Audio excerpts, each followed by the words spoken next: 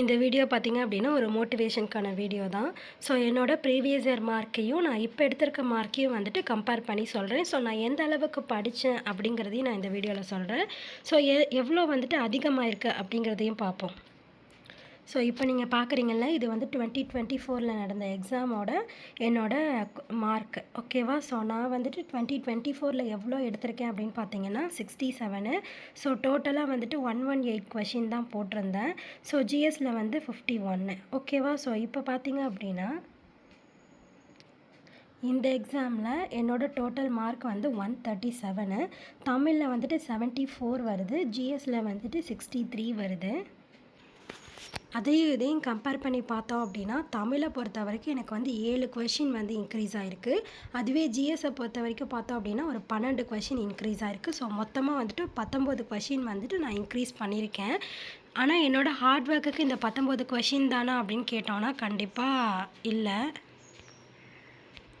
So 2024 எக்ஸாமுக்கு பார்த்தோம் அப்படின்னா நான் அந்த அளவுக்கு படிக்கவே இல்லை சொல்லப்போனால். ஸோ நான் படித்தேன், ஆனால் ஜிஎஸ் பக்கம்லாம் வந்துட்டு ரொம்ப அந்த அளவுக்கு படிக்கலை. புக்கு ஃபுல்லாக படிச்சுட்டேனா அப்படின்னு கேட்டால் கண்டிப்பாக இல்லை. ஆனால் இந்த தடவை பார்த்தோம் அப்படின்னா நான் வந்துட்டு 2025க்கு வந்துட்டு எப்படி படித்தேன் அப்படின்னா கண்டிப்பாக நான் ஃபுல்லாகவே படித்தேன். புக்கு ஃபுல்லாகவே படிச்சிட்டேன். ஸோ பாலிட்டி 11th 12thலேருந்து எல்லாமே படிச்சிட்டேன். ஆனால் 2024ல் 11th 12th நான் படிக்கலை. ஆனால் இந்த தடவை வந்துட்டு 11th 12th படித்தேன். ஸோ ஆனால் என்ன கொஷின் பேப்பர் டஃப்பாக கேட்டாங்க, அதுலேயே நம்மளுக்கு நிறைய போயிடுச்சு. ஸோ இந்த வீடியோ எதுக்காக அப்படின்னு பார்த்தீங்கன்னா நீங்களும் நல்லா படிச்சிங்க அப்படின்னா கண்டிப்பாக வந்துட்டு உங்களுக்கும் வந்து மார்க் வந்து இன்க்ரீஸ் ஆகும். ஓகேவா? ஸோ இந்த தடவை மட்டும் கொஷின் பேப்பர் டஃப்பாக இல்லாமல் இதுக்கு முன்னாடி 2024ல் கேட்ட மாதிரி அதே மாதிரி புக்கில் இருக்கிறதே அந்த மாதிரியே கேட்டிருந்தாங்க அப்படின்னா கண்டிப்பாக எனக்கு மார்க் வந்து ரொம்ப அதிகமாகவே வந்திருக்கும். என்கிட்ட டைப் இருக்கிறதுனால நான் டைப்பிஸ்ட்டுக்கும் வந்துட்டு செலக்ட் ஆகியிருக்க வாய்ப்பு இருக்குது. இந்த தடவை வந்து எப்படி ஆயிடுச்சு அப்படின்னா லக் பேசிஸில் தான் மார்க் மோஸ்ட்லி கிடச்சிது. ஸோ நம்மளால் எடுக்க முடிஞ்ச அளவு நான் எடுத்திருக்கேன். ஆனால் அந்த லக்கில் கிடைக்கும்னு சொல்லுவாங்கள்ல, அந்த மாதிரி மார்க்கெல்லாம் எனக்கு கிடைக்கவே இல்லை. ஸோ இந்த டைம் வந்துட்டு எனக்கு கண்டிப்பாக ஜாபு கிடைக்காது. ஆனாலும் வந்துட்டு நான் ஒரு கம்பேரிசன் பண்ணி ஸோ அதை வச்சு என்னோடய மனசை தேர்த்திக்கிறேன்.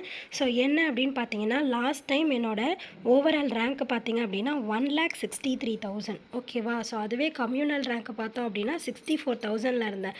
ஸோ இப்போ நம்ம வந்துட்டு மார்க்கை வந்துட்டு ரொம்ப யூஸ் பண்ணி பார்க்கக்கூடாது. ஏன் மார்க்கை பார்க்கக்கூடாது அப்படின்னு சொல்கிறேன்னா நம்ம வந்துட்டு நம்மளோட ஹார்ட் ஒர்க் நிறைய கொடுத்துருக்கோம். ஸோ லாஸ்ட் டைம் வந்துட்டு ஃபஸ்ட் மார்க்கே 185. ஆனால் இந்த தடவை ஃபஸ்ட் மார்க் எவ்வளோ அப்படின்னு பார்த்தோன்னா 169 170 அவ்வளோதான் வந்துட்டு ஃபஸ்ட் மார்க்கே. ஸோ 170 எங்கே இருக்குது, 185 எங்கே இருக்குது? ஸோ நல்லா கம்பேர் பண்ணி பாருங்கள்.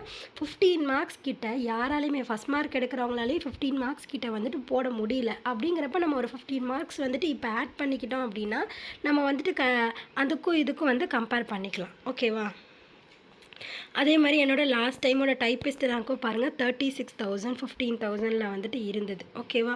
ஸோ ஆனால் இப்போ பார்த்தோம் அப்படின்னா இந்த வருஷத்துக்கானதில் வந்துட்டு என்னோடய ரேங்க் வந்து 30,000 கிட்ட இருக்குது. ஓகேவா? ஸோ அதாவது 1,63,000ல் இருந்த நான் 30,000 கிட்ட வந்துட்டேன். ஓகேவா? ஸோ இதுக்கு எப்படி வந்தேன் அப்படின்னு கேட்டிங்க அப்படின்னா நான் புக்கு ஃபுல்லாக படிச்சிருக்கேன். ஓகேவா? ஸோ புக் ஃபுல்லாக படித்தேன், கரண்ட் அஃபைர்ஸும் படித்தேன்.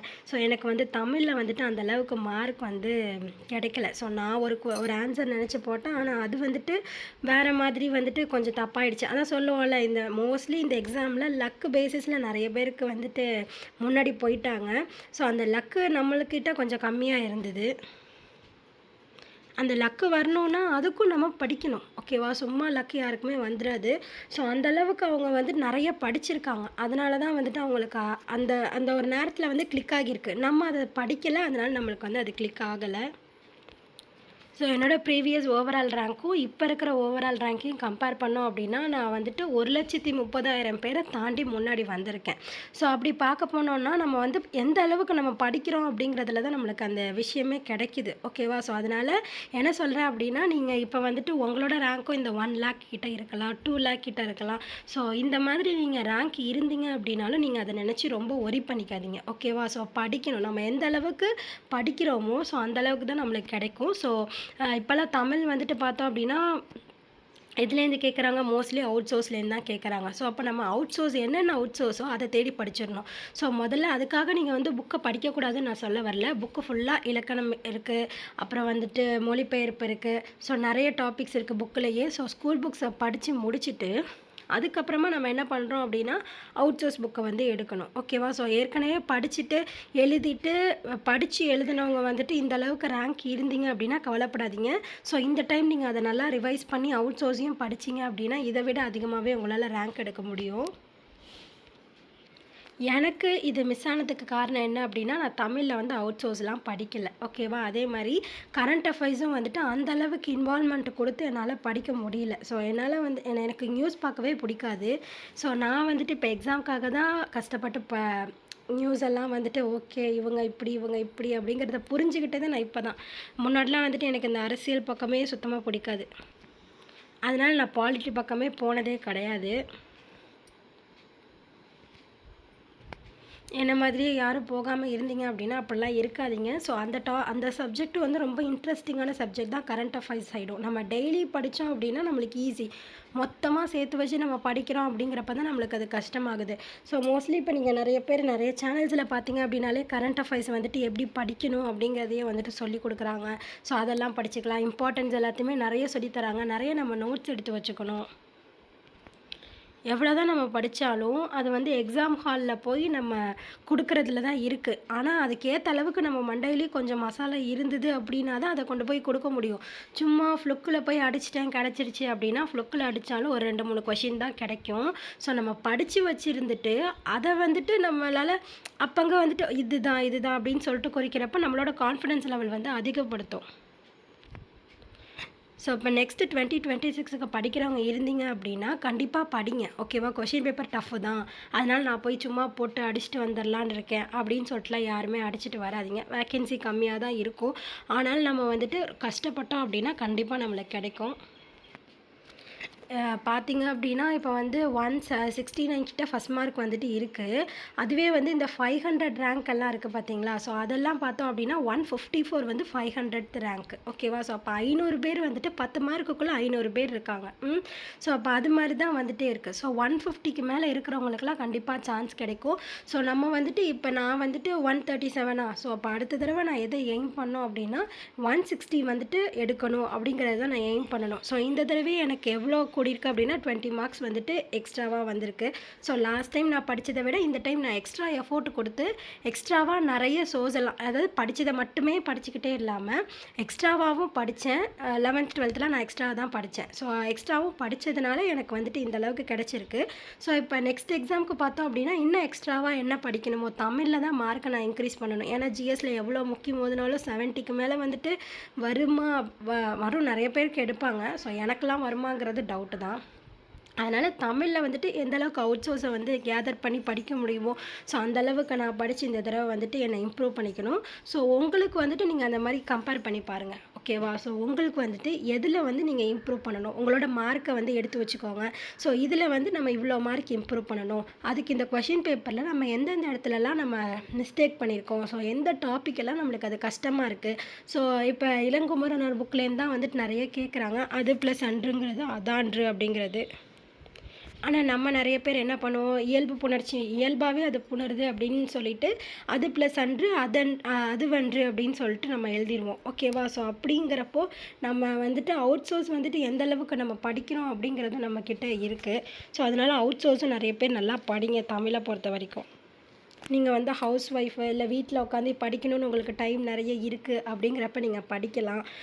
மற்றபடி வந்துட்டு வேலைக்கு போகணும் அப்படிங்கிறவங்க வேலைக்கு போய்க்கிட்டே படிங்க. நிறைய சேனல்ஸ் இருக்குது. ஸோ எல்லாருமே வந்துட்டு புக்ஸையே வந்துட்டு எதெல்லாம் படிக்கலாம் அப்படிங்கிறத மட்டுமே ஒரு நோட்ஸ் எடுத்து கொடுப்பாங்க. ஸோ அது மட்டும் கூட படிச்சுக்கலாம். வேலைக்கு போகணும் அப்படிங்கிறவங்க கண்டிப்பாக படித்து தான் ஆகணும், ஒன்றும் பண்ண முடியாது.